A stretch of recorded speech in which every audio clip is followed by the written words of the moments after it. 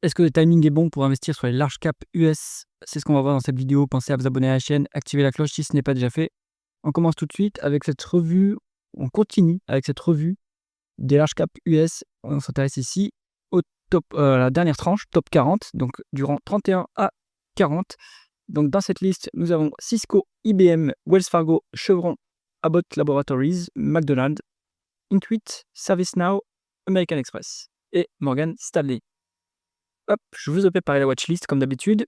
Les colonnes que nous avons dans cette watchlist, symbole de cotation boursière, le nom de l'entreprise ici, l'industrie dans laquelle elle opère, la capitalisation boursière en dollars US, croissance du chiffre d'affaires en rythme annualisé sur 5 ans, les multiples de valorisation, par l'entreprise sur EBITDA, ratio coût bénéfice, ratio coût free cash flow, valorisation par rapport aux capitaux propres, et ici capitaux propres tangibles, rendement des capitaux investis, rendement des fonds propres, l'endettement, le rendement du dividende, le rendement de l'actionnaire qui inclut dilution ou rachat d'actions potentiel, on voit ça après, free cash flow par rapport au bénéfice net et payout ratio qui est la proportion de bénéfices versés en dividende. Alors, on commence tout de suite avec Cisco Systems dans les appareils de télécommunication, routeurs, etc., le leader mondial, 262 milliards de dollars de market cap, 0,7% de croissance du chiffre d'affaires en rythme annualisé sur 5 ans, donc il n'y a pas de croissance.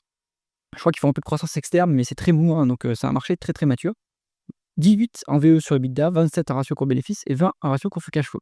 À mon avis, le multiple le plus intéressant, c'est free cash flow parce qu'en fait, on est plus sur une entreprise qui est structurellement en croissance organique. Donc, on n'a plus besoin d'injecter du cash pour financer l'activité. Bon, 20, ça commence à être pas trop cher. Pas trop cher, mais maintenant, il n'y a pas de croissance en face, quoi. Donc, voilà, c'est plutôt la croissance. Il faut tabler sur la croissance externe pour cette boîte. On est à 15 en rendement et capital investi, ce qui est correct. C'est intensif à capital quand même. Une fois l'EBITDA en dette nette, quasiment, donc ça reste pas très endetté. À mon avis, ils ont de la poudre sèche pour faire des acquisitions à nouveau. On est sur 2,5% de rendement du dividende, c'est quand même intéressant à ce niveau. 5,2% de rendement d'actionnaire, donc ça c'est pas mal. Alors il y a les rachats d'actions, potentiellement ces actions sont annulées, mais je le pense. Donc ça vous augmente votre rendement, ce qui est pas mal pour un actionnaire. Alors en gros, free cash flow plus élevé que les bénéfices nets, payout ratio à 65%, donc en fait on a en réalité plus à 55% des free cash flow. C'est pas mal comme rendement d'actionnaire. Donc Cisco, à ce niveau, c'est pas encore un niveau qui est assez intéressant pour un rentier, mais si vous commencez à l'avoir à 3%, je pense que ça pourrait être intéressant. Wells Fargo, on est sur une banque de 148 milliards de dollars de market cap, décroissance en rythme annualisé sous 5 ans. Bon, secteur bancaire très mature. Sur le secteur bancaire, on veut un multiple de PE à moins de 10 parce que c'est un secteur qui est risqué. Donc là, c'est pas le cas pour Wells Fargo. Donc plutôt pas de marge de sécurité. 1,8 fois les actifs tangibles. Pareil, on veut une décote sur actifs tangibles, ce qui n'est pas le cas ici. Donc pas de marge de sécurité sur Wells Fargo. Rendement des fonds propres à 11%, c'est maigre pour une banque. Il faut minimum 10%, mais 10% c'est le minimum syndical. Vu le levier qui est engagé, 11% c'est pas terrible. 2,1% de rendement du dividende, mais rachat d'actions massif, 9,4% de rendement d'actionnaire. Je pense que c'est annulé, ces actions. Donc ouais, c'est bon, excellent rendement d'actionnaire. Maintenant, peut-être que pour un entier, on préférait avoir du cash, plus que des rachats d'actions. 32% de payout ratio, c'est soutenable à ce niveau. Avant de continuer, si jamais vous cherchez des investissements performants et passifs, cliquez sur le lien en haut à droite de la vidéo. On continue tout de suite avec Chevron. Alors Chevron, c'est un acteur intégré de l'oil and gas américain, 245 milliards de dollars de market cap, 7% de croissance du chiffre d'affaires en rythme annualisé sur 5 ans, 6,4 en valeur d'entreprise sur EBITDA, 16 en ratio co-bénéfice et 18 en ratio co-free cash flow. Sur une type de VE sur EBITDA, on évalue pour Chevron. Donc, il faut voir ce qui se passe dans alors, d'une part, il faut mieux regarder les free cash flow pour ce type d'entreprise, vu que c'est très mature, le secteur, pareil. Là, on voit que c'est élevé, le multiple, et donc les free cash flow sont plutôt bas. Donc, il y a potentiellement une dépense en capital élevée. Mais si, à mon avis, vous retraitez ce multiple de free cash flow ou si vous le normalisez sur les quelques dernières années, je pense qu'on évalue. En tout cas, le multiple de valeur d'entreprise sur EBITDA, lui, il est bas. Il est value. Donc, pour moi, Chevron, c'est quand même une opportunité value à ce niveau. 6,8% en rendement et capital investi, ça, c'est pas exceptionnel. On aimerait plutôt pour l'oil and gas, c'est plutôt du 8-9% qui commence à être bien. Là, c'est un peu faible. Bon, 0,7 fois le EBITDA en dette nette, donc pas trop endetté. On est à 4,9% de rendement du dividende. Donc ça, c'est déjà intéressant pour un entier. Et vous avez 11,3% de rendement d'actionnaire. Donc il y a des rachats d'actions assez massifs. À mon avis, ces actions sont annulées. C'est intéressant à ce niveau quand même, Chevron, pour un entier. Attention que le payout ratio est élevé à 75% avec des free cash flow plus bas que les bénéfices nets, donc c'est un peu limite quand même, hein. Faut se méfier. À mon avis, ils vont pas pouvoir maintenir le dividende à ce niveau-là, hyper longtemps. Ils vont pas pouvoir l'augmenter, ça c'est sûr. Le maintien à ce niveau-là peut-être, mais il faut que ou alors il faut qu'ils recommencent que les free cash flow remontent, hein. Ce qui sera sans doute le cas, hein, parce que là ponctuellement, ils ont dû avoir une dépense en capital élevée. Bon, donc Chevron, moi je pense que c'est intéressant à ce niveau. International Business Machine, connu sous son acronyme IBM, donc c'est plutôt une ESN en réalité, hein, service IT, 244 milliards de dollars de market cap, 1,7% de croissance du chiffre d'affaires en rythme annualisé sur 5 ans. Donc il y a plus de croissance sur IBM, un multiple de ratio court-bénéfice à 46. Bon, il faut regarder plutôt les free cash flow, vu que c'est très mature. 19, ça, c'est un peu cher, mais bon, vous êtes aux États-Unis après, hein, mais c'est un peu cher par rapport à la croissance qui est en face. La rentabilité est correcte sans être exceptionnelle. 11% en rendement des capitaux investis, alors que vous êtes une ESN, c'est-à-dire que vous n'avez pas de capital, hein, vous n'avez pas beaucoup de capital, hein, dans les ESN, donc on peut espérer avoir des rentabilités plus élevées que ça. 4,2 fois les EBITDA net, c'est beaucoup trop, donc ça va être des acquisitions qui font. Je trouve ça plutôt pas terrible, hein. 2,5% en rendement du dividende, la même chose en rendement d'actionnaire, soutenable parce que les free cash flow sont plus élevés que les bénéfices nets qui sont même au double. Bon, IBM, c'est beaucoup trop endetté et c'est un peu trop cher pour la qualité que c'est. Plutôt à l'écart. Abbott Laboratories, donc là on est plutôt sur les équipements médicaux, 232 milliards de dollars de market cap, 5,6% de croissance du chiffre d'affaires en rythme annualisé sur 5 ans. Pour moi, c'est la croissance organique ou externe, ou les deux, ça doit être les deux. On est à 21 en VO sur EBITDA, c'est quand même un peu cher. 17,3 en ratio coût-bénéfice. C'est une boîte qui est-ce qu'elle dégage du flux? Je suis pas sûr. Peut-être qu'elle doit réinjecter du flux, hein, puisque là, ouais, des free cash flow qui sont plus bas que les bénéfices nets. Donc 17, ça reste pas trop élevé, mais en VO sur EBITDA, c'est quand même cher, hein. On est à 22,3 en rendement des capitaux investis. Bon, par contre, ça, c'est bien, bonne rentabilité. 0,6 fois les EBITDA net. Donc le bilan est quasiment clean. 1,8% en rendement du dividende, 2,08% en rendement de l'actionnaire. Un peu de rachat d'actions. Peut-être que elles ne sont pas annulées, mais c'est plutôt pour du actionnariat salarié, à mon avis, ou pour les managers. Donc à voir. Le PE ratio, il est en réalité au-delà de 50%, avec les free cash flow sont plus bas que les bénéfices nets. Bon, un peu cher quand même, Abbott Laboratories, pour la croissance qui est en face et pour le niveau du dividende, plutôt à l'écart. Ensuite, on est sur McDonald's.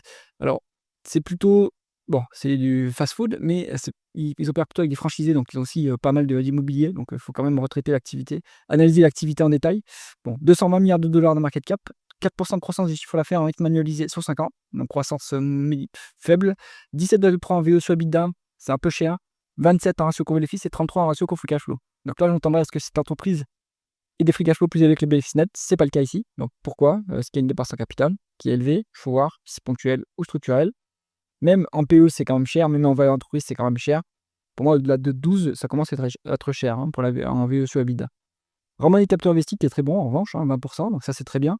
Mais la dette est un peu lourde, hein, 3,4 fois la dette, l'EBITDA en dette nette. Ça c'est lourd pour une activité plutôt cyclique, hein. En réalité, c'est pas, il n'y a pas de visibilité sur les cash flows, donc je trouve ça beaucoup trop endetté. 2,3% rendement du dividende, c'est faible, hein, pour une boîte qui est mature quand même.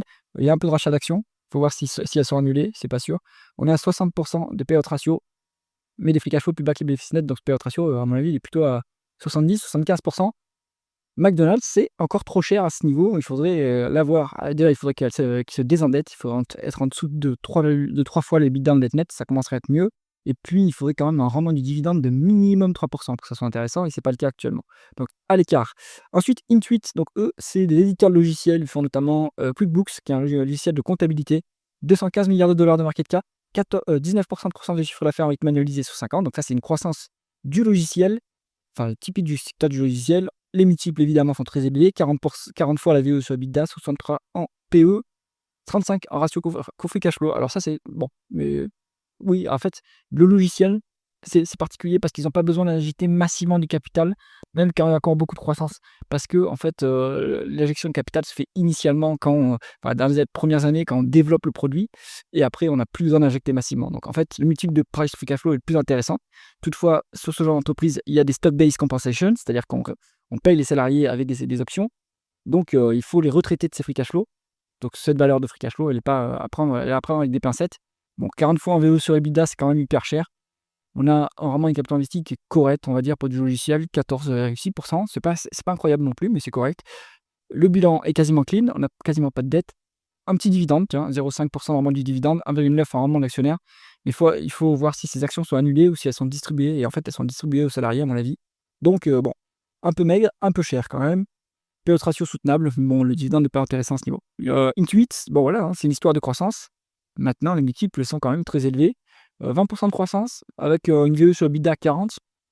Bon, c'est peut-être pas si cher payé, donc on peut l'avoir pour le long terme, c'est-à-dire 5 à 10 ans minimum, hein, pour pas avoir de déconvenus en cas de publication médiocre, puisque les multiples sont quand même tendus.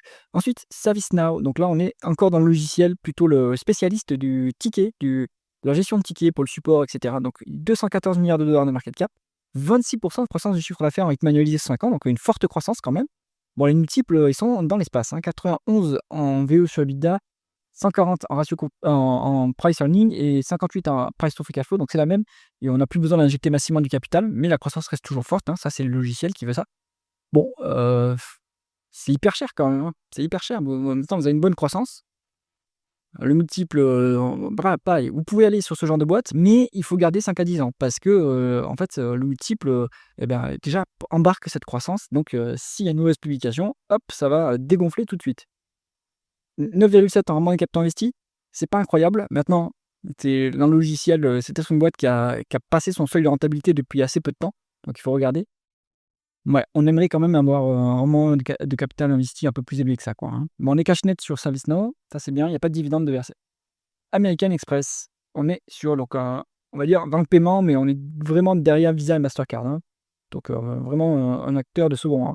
212 milliards de dollars de market cap, 8,7% de croissance du chiffre d'affaires en rythme annualisé sur 5 ans, donc une croissance qui est modérément élevée, c'est bien. On n'a pas le multiple de VE sur EBITDA, dommage, donc 21 en PE et 18,7 en price to free cash flow.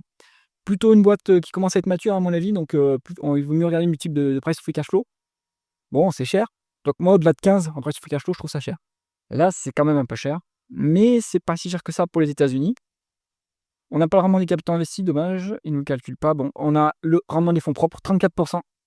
C'est quand même bien, hein, en plus, c'est obtenu sans dette. Donc, bonne rentabilité quand même des fonds propres, hein. Excellent. 1,1% de rendement du dividende, ça, c'est pas terrible. Il pourrait monter quand même à 20% de payout ratio, c'est pas hyper élevé. On a 3,7 en rendement de l'actionnaire. Donc, il y a des rachats d'actions. J'imagine qu'ils en annulent une partie quand même, ce qui relue les actionnaires actuels et le payout ratio du coup est soutenable avec des free cash flow plus avec les bénéfices nets. Donc American Express, bon, ça se regarde. Ça se regarde dans une optique plutôt qualité, mais maintenant c'est vraiment pas un leader du marché, hein. Donc sur ce marché, là vous l'avez pas cher parce que c'est pas un leader du marché. Sur ce marché, évidemment, si vous voulez, les leaders c'est Visa ou Mastercard, mais ils sont quand même beaucoup plus chers. Mais vous pouvez les avoir sur le très long terme sans trop de problèmes. Il faut minimum le détenir 5 ans quand même, hein, je pense. Morgan Stanley.